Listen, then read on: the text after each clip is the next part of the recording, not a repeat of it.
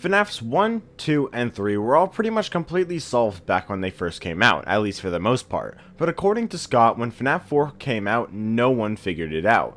We can solve those games pretty easily with information that we have nowadays, but can we solve the story using only those first 4 games, the Silver Eyes and FNAF World? That's what we're going to be doing today, as we solve the FNAF story as it was when the series was in its early days. Or, solving might be a little bit of a stretch. With everything up to FNAF World, it's actually decently simple to put together a timeline, which I'll be doing today. This isn't an actual installment in my 3-part timeline series that I'm working on now, but the video will be structured in a pretty similar way, where I discuss all the evidence for theories and finish off the video with a cohesive timeline. Some things will be the same as they are now, some things will be different, some things will be slightly altered, and some things will just be missing from the timeline. I should also say that many people believe that the original story of FNAF was that it was actually really just a dream, but whether that's true or not, I think it's clear that by FNAF World at the latest, it was more than just a dream. And since this timeline is going up to FNAF World, I will not be discussing dream theory for this video, and all I'll be doing for this video is acting like Sister Location just hasn't come out yet, and the only information available is what we got from FNAF 1, 2, 3, and 4, as well as World and the Silver Eyes. Some of this may not even be what was intended at the time, or possibly not even now, but rather it's what we could have put together at the time. So with all that out of the way, let's get started on solving FNAF's original story.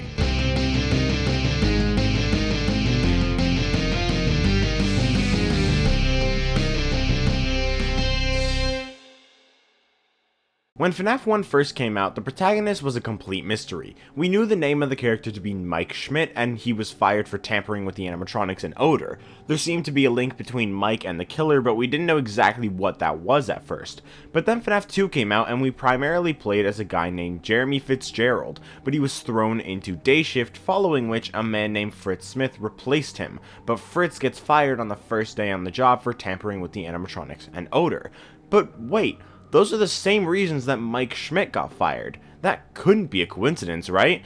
But what's more is that Schmidt and Smith are actually the same name, just from different languages. Mike Schmidt and Fritz Smith were the same person. But why would he be using a different name? And why would he come back every night? And even if he would just for the money, why would he choose to work at FNAF 1? FNAF 2 is before FNAF 1, so if Mike, or whoever he is, knows about the danger of the animatronics, why would he return? It seems like there was a bigger story than we were letting on. Something more that we just couldn't figure out yet. Fast forward a few months to Five Nights at Freddy's 3. In this game, we face off against the killer of the 5 missing kids and the puppet kid, Purple Guy, trapped, essentially dead inside the very animatronic he used to murder the children, Spring Bonnie. Purple Guy had gotten trapped inside the Spring Bonnie animatronic, now named Springtrap. We face him 30 years after the events of FNAF 1, now in 2023. In FNAF 3, there are hallucinations that we see, phantom animatronics. These phantoms look just like the characters we face off against in FNAF's 1 and 2. Somehow, even in FNAF 3, we still play as Mike Schmidt. It just shows how dedicated he is, but to what? To destroying the killer. But why would he be so hellbent on destroying the killer, following him from location to location over the course of 36 years? There has to be some emotional connection between the two. So what if Mike Schmidt was actually the son of the Purple Guy, trying desperately to stop him? But where would his actual motivation come from? That's where FNAF 4 comes in, where we have a bullying older brother and a crying child. The older brother accidentally kills his younger brother, the crying child, with a bite to the head by the Fredbear animatronic. But in the main gameplay, while there's many sounds we can hear, one of them sticks out as important. This one.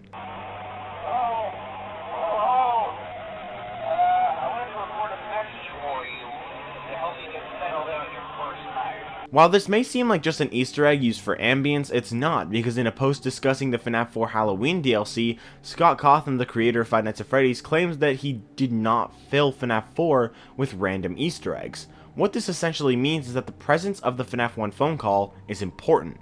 Not only that, but the gameplay in FNAF 4 is also very similar to the gameplay in FNAF 1, with Chica on the right, Bonnie on the left, Foxy running in and having his own designated area, and Freddy attacking from behind you like Freddy when he enters the office. The player of FNAF 4 is not the crying child like we were led to believe. The player of FNAF 4 was Mike Schmidt, who can't be the crying child because the crying child dies at the end of FNAF 4. But then the question is, why would Mike Schmidt be having these nightmares unless he is one of the characters that was there during the bite? Mike Schmidt was actually the older brother who killed the crying child by accident. His motivation for trying to stop the purple guy comes from his guilt and desire to make up for his mistake. The protagonist of the series is Mike Schmidt, or should I say, Mike Afton. In the Five Nights at Freddy's Silver Eyes novel, we learn more about the killer of the missing children, and we learn his name to be William Afton. With William Afton being the purple guy, that would make Mike the son of William Afton, also known as Mike Afton. But what about the crying child? William Afton, the purple guy's younger son.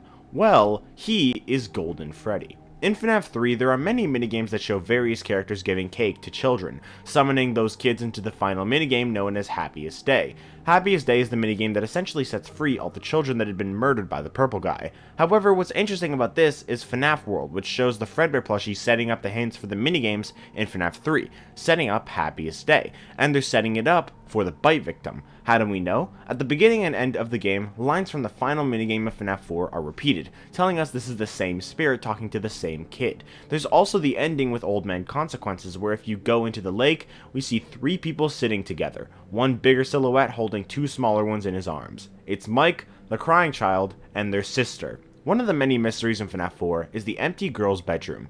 But what happened to this girl? Whether she's still alive or alive yet during the minigames is unclear, but there is a sister, and that's all we know. Finishing off that Old Man Consequences scene. And what is this scene called in the files of FNAF World? Happiest Day. But that's not all. If we look at the Happiest Day minigame and compare it to Fredbear's Family Diner in FNAF 4, it's almost an exact match, just backwards. It's the party that the bite victim never got to finish. The party that was just for him. His happiest day. Happiest Day is for the bite victim, and whose mask do we see fall at the end of Happiest Day?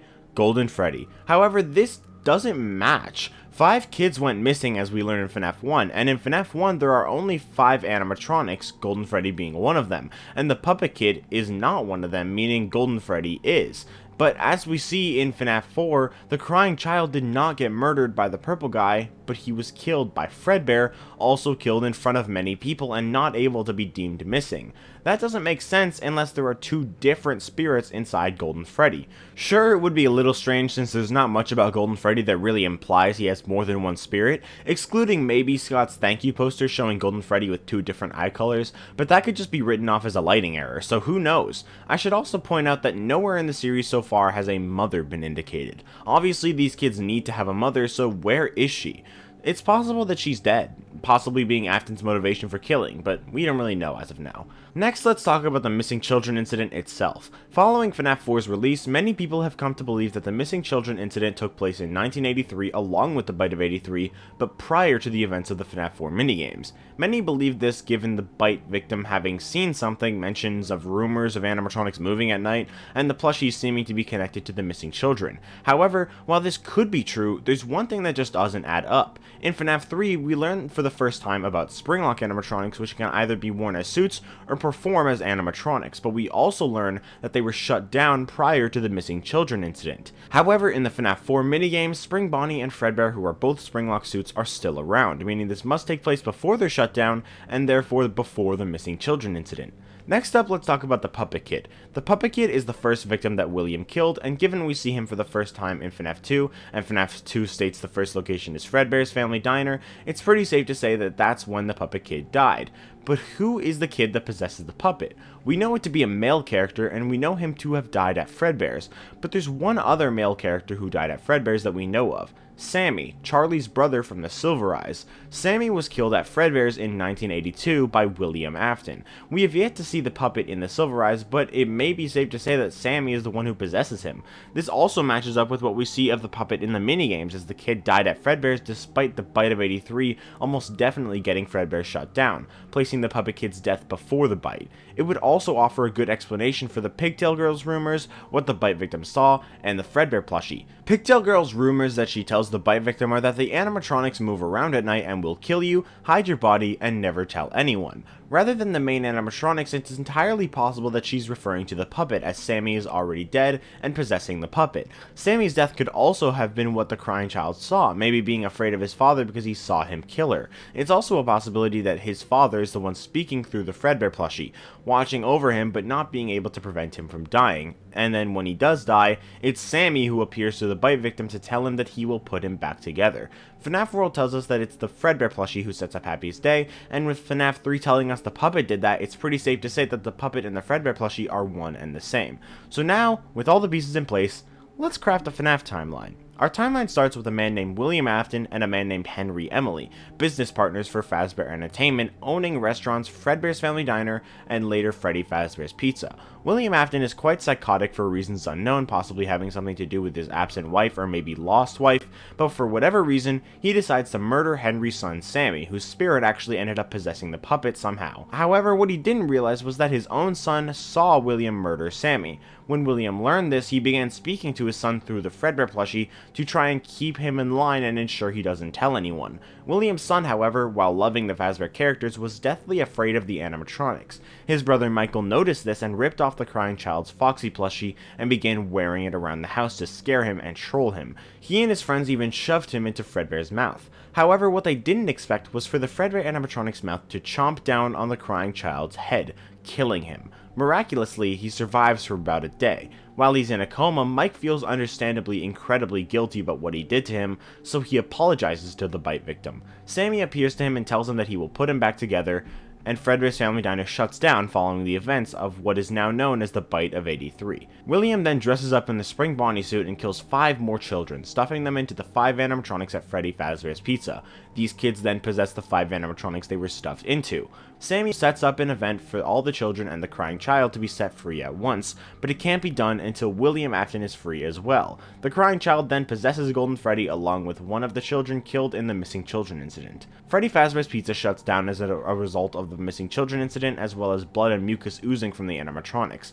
William Afton is accused of being the killer, but it can't be proven because the bodies aren't found. A few years later, a new and improved Freddy Fazbear's Pizza opens with toy animatronics that have facial recognition systems to try and prevent a murder from happening again. However, it doesn't work as William Afton comes to the location under a fake name and kills 5 children who end up possessing the toy animatronics. The location gets shut down again after only a few short weeks of being opened. But right when it closes, someone gets a job as a security guard. Mike Afton, the man who accidentally killed his brother, found out what his father was doing and wanted to put a stop to it. So, he went to the second Freddy Fazbear's Pizza location to try and find William, but he doesn't make it in time. He finds that the animatronics act very strangely, so after his shift, he tries to figure out what William must have done to them, but he doesn't solve it. The next Freddy Fazbear's Pizza opens up and stays open for years before eventually shutting down in 1993. Michael takes the job as night guard once again shortly before the location closes down. This time he works for about a week instead of just one day and still does not find William. He is unable to put a stop to his father's evil. He is unable to do some good to make up for the bad that he had done, so after he fails to stop William, he begins having nightmares about the animatronics. Nightmares about his guilt, his sadness, his misdeeds. William Afton heads to the now closed down Freddy Fazbear's Pizza and destroys the animatronics. However, what he didn't account for were the spirits of the missing children who chased him through the safe room and into the Spring Bonnie suit. He was so desperate to hide that he didn't realize water was dripping from the ceiling, loosening the spring locks inside Spring Bonnie and killing William Afton inside. Well, sort of killing. He doesn't actually die here. The 5th spirit latches onto him, preventing him from dying to keep him from getting the satisfaction of death. But 30 years later, people create a horror attraction about the old Freddy Fazbear's Pizza locations called Fazbear's Fright, the horror attraction, where they salvaged parts from old locations. But one thing they find is William Afton, still trapped inside the Spring Bonnie suit. Seeing Fazbear's Fright open up, Michael goes and works there, and he finds his father. He fends off against him, now Springtrap, until he burns down the location intending to end his father, intending to end Springtrap, but shockingly, Springtrap survives the fire. He escapes the building and he's not far away from coming back one last time, or perhaps more. Meanwhile, none of the spirits can rest until this madman goes away for good. But that's the end of my FNAF timeline using only information from the first 4 FNAF games, FNAF World, and the Silver Eyes. I hope you all enjoyed, and let me know in the comments what you think of the theory. Keep in mind a lot of this is not canon now, and may not even have been canon back then, but it's the most definitive answer that we could have gotten back then if we were just a tad bit more observant. But that's all for this video. I hope you all enjoyed, and if you did, make sure to leave a like and subscribe so you know when part 2 of my FNAF timeline comes out. Also, I I want to apologize. I might have sounded a little sick in this video. I might be sick, I have no idea. I probably am, because my voice is really killing me. My throat really hurts, and I might be getting sick. So, yeah. Sorry about that, if that was a problem for you guys, but obviously, if you're hearing this, then you watched through the whole video, so thanks. But that's all, guys, and I'll see you all in the next video. Bye, guys!